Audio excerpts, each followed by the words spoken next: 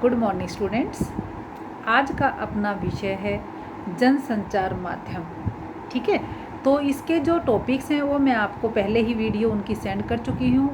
हर विषय के बारे में मैं आपको बता चुकी हूँ। आज मैं जो आपकी परीक्षा में प्रश्न उत्तर आएंगे तो उस तरह से मैं आपको करवाना शुरू करती हूँ। तो जैसे ये है कि इसका आपका विषय है जनसंचार माध्यम। तो सबसे पहले जब हम जनसंचार को समझना चाहते हैं तो क्या होता है, संचार के स्वरूप को समझना जरूरी होता है। यानी कि स्टेप बाय स्टेप जो चीज़ें चलती हैं वो समझनी आवश्यक होती हैं। तो आपका जो सबसे पहला प्रश्न बनता है वह है संचार किसे कहते हैं। ठीक है, तो जो संचार होता है वो क्या है, संचार के मूल में चर धातु है। ठीक है, चर, और चर का अर्थ क्या होता है, विचरण करना, घूमना, एक जगह से दूसरी जगह पर पहुंच जाना, ये होता है चर का अर्थ। और यहाँ पर पहुंचना किसका, मनुष्य का भी हो सकता है, अन्य प्राणियों का भी, जो दूसरे प्राणी हैं उनका भी हो सकता है, किसी ध्वनि का भी हो सकता है, किसी चित्र और प्रकाश का भी हो सकता है। लेकिन हम जिस संचार की बात कर रहे हैं वह संचार है मनुष्य के संदेशों को पहुंचाना। अब जो हमारे मैसेजेस होते हैं उनको पहुंचाना। तो पहुंचना का तात्पर्य है संदेश को भेजना और उसको प्राप्त करना। तो इसके लिए दो चीज़ें अति आवश्यक होती हैं। इसमें दो या दो से अधिक व्यक्ति होने चाहिए, तभी तो संदेश जाएगा ना एक दूसरे के पास। और दूसरा, उनके बीच किसी संदेश या संप्रेषण या ग्रहण होना, यानी कि ग्रहण करने की ताकत होनी चाहिए। जैसे मैं और आप हैं, अगर हम आप और मैं बातें ही नहीं करेंगे तो कैसे संदेश का जो मैसेज हो कन्वे होगा, कैसे संदेश आपके पास जाएगा। तो पहली बात, इसमें दो या दो से अधिक व्यक्ति होने चाहिए। और दूसरी बात है, उनके बीच किसी संदेश का संप्रेषण या ग्रहण होना चाहिए, आदान प्रदान होना चाहिए। तो जब ऐसी बातें आती हैं ना बेटा, तो हम किसी भी जो प्रसिद्ध लोग होते हैं उनकी बातों को लिख देते हैं। जैसे एक संचार शास्त्री हैं, कौन है, विल्बर श्रम। उन्होंने कहा था कि जो संचार है वह अनुभवों की साझेदारी है। संचार अनुभवों की साझेदारी है। अब संचार क्या होता है, मुख से बोलकर भी हो सकता है, लिखकर भी हो सकता है, और उनको देखकर या सुनकर भी, जो ये मीडियम होते हैं उनके सहारे भी हो सकता है। इसलिए संचार की परिभाषा आप ध्यान से सुन लीजिए। सूचनाओं, विचारों और भावनाओं को लिखित, मौखिक या दृश्य श्रव्य माध्यमों के जरिए सफलतापूर्वक एक जगह से दूसरी जगह पहुंचाना ही संचार होता है। तो अभी मैंने आपको बताया है कि संचार किसे कहते हैं। फिर दूसरा प्रश्न आपका बनता है, संचार माध्यम से आप क्या समझते हैं। संचार क्या होती है, अपने आप में ही एक प्रक्रिया है। अभी मैंने आपको बताया है कि एक जगह से दूसरी जगह पहुंचाने की प्रक्रिया, ये क्या है, आपकी संचार होती है। और ये क्या होती है, यह प्रक्रिया प्राय किसी प्राकृतिक माध्यम के सहारे ही गति करती है। जैसे हम बोलते हैं तो क्या होता है, ध्वनि तरंगों और वायु तरंगों के सहारे हमारी बात पहुंचती है।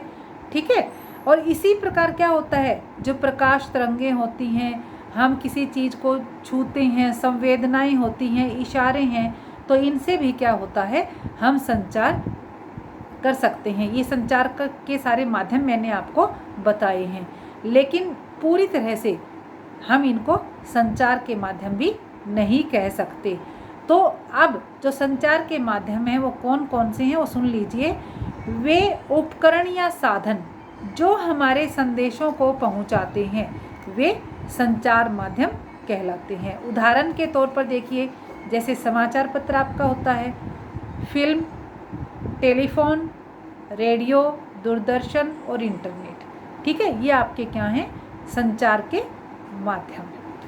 तीसरा आपका प्रश्न है यहाँ पर, संचार के मूल तत्वों पर विचार कीजिए कि संचार के लिए कौन कौन से आपके मूल तत्व होने चाहिए। तो इसमें काफ़ी हो सकते हैं। तो सबसे पहले आप सुनिए कि संचार के मूल तत्व निम्नलिखित हो सकते हैं। सबसे पहले बेटा, संचारक। ठीक है, संचारक कौन होता है, जो संदेश देने के बारे में सोचता है। संदेश तो तभी देंगे ना जब आपके पास कोई होगा, कुछ होगा देने के लिए, तो उसके लिए संचारक का होना अति आवश्यक होता है। दूसरी बात, संदेश का कूटीकरण, उसको भाषा देना, भाषाबद्ध करना, उसको भाषा दे देना, इसको एनकोडिंग भी कहते हैं। फिर आता है संदेश का कूटवाचन। पहला मैंने आपको बताया था कूटीकरण, ठीक है, भाषाबद्ध कर देना, भाषा देना उसको। और तीसरा मैंने आपको बताया है संदेश का कूटवाचन, यानी कि डिकोडिंग, भाषा को ग्रहण करना। मैंने आपको संदेश दे दिया, ये एनकोडिंग है, और आपने उसे ग्रहण कर लिया, ये क्या है, आपका डिकोडिंग है। फिर प्राप्तकर्ता, मैंने आपको संदेश किया तो आप प्राप्त करता हैं, और अगर आपने मुझे संदेश दिया तो मैं प्राप्त करता हूँ। तो संदेश को समझना तथा प्रतिक्रिया देना क्या होता है, प्राप्तकर्ता का कार्य होता है। तो इसमें सबसे पहले क्या आप एक चार्ट बना सकते हो। सबसे ऊपर आपका संदेश संचार आ जाएगा। फिर आप 4 बातें नीचे लिख सकते हो। संचारकर्ता, कूट द्वारा संप्रेषण, कूटवाचन, प्राप्तकर्ता, ठीक है। तो इसको आप जैसे आप रिएक्शंस करते हो, आप इसको लिख सकते हो कि सबसे पहले संचारकर्ता होगा, फिर एरो से शो कीजिए कि कूट द्वारा संप्रेषण, फिर एक एरो से शो कीजिए कूटवाचन, और लास्ट में आप लिख सकते हो प्राप्तकर्ता। तो जो ये चारों के बीच में जो चेन चली है, इसको क्या कहते हैं, प्रतिक्रिया, रिएक्शन ही कहते हैं। आपका 4th प्रश्न सुनिए बेटा। संचारक की भूमिका पर प्रकाश डालिए। संचारक, ठीक है, किसी संदेश को भेजने वाला संचारक यह कहलाता है। उसको स्रोत भी कह देते हैं कि जहाँ से चीज़ निकलती है ना वो, ठीक है। किसी संदेश को भेजने वाला संचारक या स्रोत कहलाता है। जैसे कुएं क्या है, पानी के स्रोत हैं, साधन है, ठीक है। तो इसी तरीके से उसका प्रथम गुण क्या होता है, संदेश स्पष्ट होना चाहिए। दूसरा गुण कि जिसको वो प्राप्त हुआ है संदेश, उसको समझता हो, यानी कि संदेश को प्राप्तकर्ता के अनुकूल कूटीकृत करने की क्षमता, और फिर उसमें समझने की ताकत। मैंने आपको कोई भी संदेश दे दिया और आपकी समझ में ही नहीं आया तो क्या फ़ायदा हुआ। तो जो मैं संचारक हूँ, मैंने अच्छे से अपना डिलीवर नहीं किया ना मैसेज, तो यहाँ पर ये होता है बेटा। अब आपका नेक्स्ट आता है कूटीकरण या एनकोडिंग, ठीक है। ये क्या होता है, दोनों एक ही हैं। कूटीकरण कह सकते हो आपको इसको, और इंग्लिश में एनकोडिंग कह सकते हो। तो इसका क्या तात्पर्य है बेटा, जब आप स्पेलिंग लिखेंगे तो इनकोडिंग होता है, लेकिन जब हम हिंदी में इसको बोलते हैं तो एनकोडिंग है। संदेश को भेजने के, मैंने पहले भी आपको बताया, संदेश को भेजने के लिए शब्दों, संकेतों या ध्वनि चित्रों की सहायता ली जाती है, उनका उपयोग किया जाता है। तो जो भाषा है ना, आपके और मेरे के बीच की जो भाषा है, वो भी क्या है, एक कूट चिन्ह है, ठीक है, या कोड है। तो अब ध्यान से सुनिए, प्राप्तकर्ता को समझाने योग्य कूटों में संदेश को बांधना कूटीकरण या एनकोडिंग कहलाता है। प्राप्तकर्ता को समझाने योग्य कूटों में संदेश को बांधना क्या कहलाएगा, कूटीकरण, या इंग्लिश में आप इसको एनकोडिंग कह सकते हो। और सफल कूटीकरण कौन सा माना जाएगा, जिसमें जो संदेश है ना, जो मैसेज है, वह बिल्कुल स्पष्ट हो।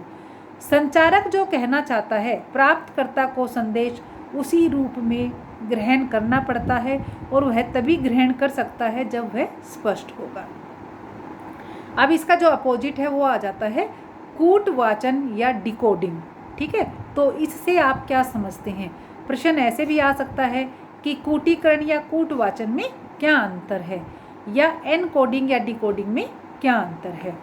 तो जो कूटीकरण की उल्टी प्रक्रिया क्या कहलाती है, कूटवाचन कहलाती है।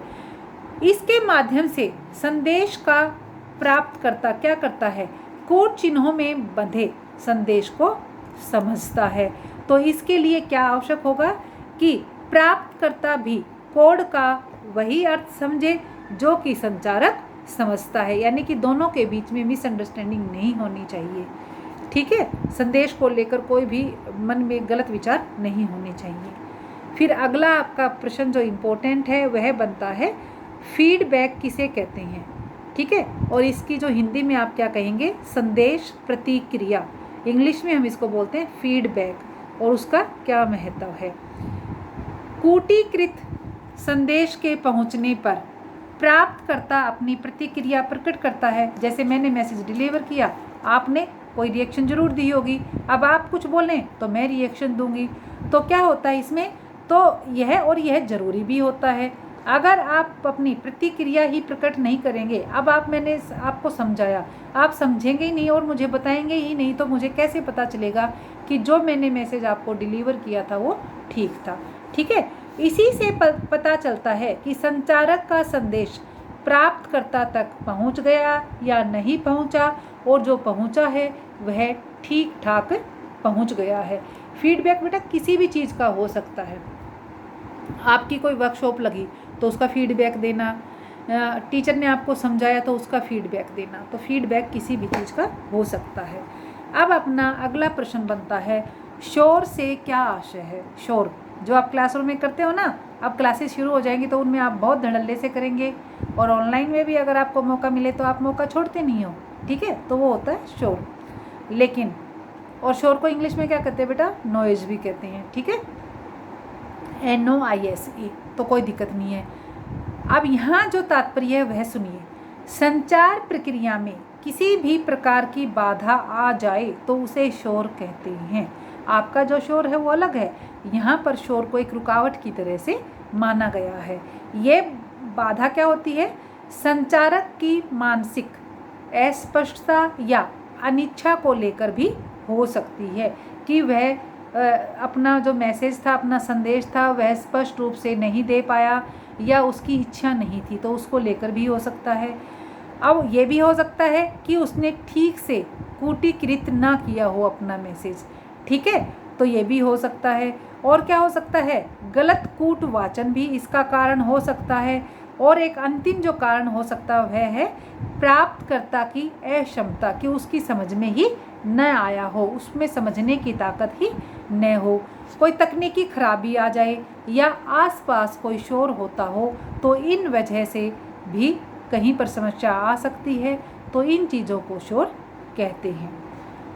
अब आपका अगला प्रश्न है प्रश्न नंबर 9। संचार के विविध प्रकारों पर प्रकाश डालिए कि कितने टाइप्स हो सकती हैं। तो संचार के निम्नलिखित प्रकार हैं। पहला है सांकेतिक, संकेत से करना। दूसरा होता है मौखिक, बोलकर। तीसरा अमौखिक, और चौथा है आपका अंतर्वैयक्तिक संचार। ये जब मैंने नोट्स करवाए थे तो आपको बताया था। और फिफ्थ है आपका समूह संचार, और अंत में आपका आता है जनसंचार। ठीक है, तो ये आपके बेटा कुछ मैंने आपको जनसंचार माध्यम के कुछ प्रश्न करवाए हैं। आप वीडियो सुनकर इन्हें अपनी नोटबुक में लिख लेना। बाकी जो मैंने आज आपको संचार के विविध प्रकार बताए हैं, इनको मैं कल से करवाना शुरू करूँगी कि इनके बारे में आपको बताऊँ।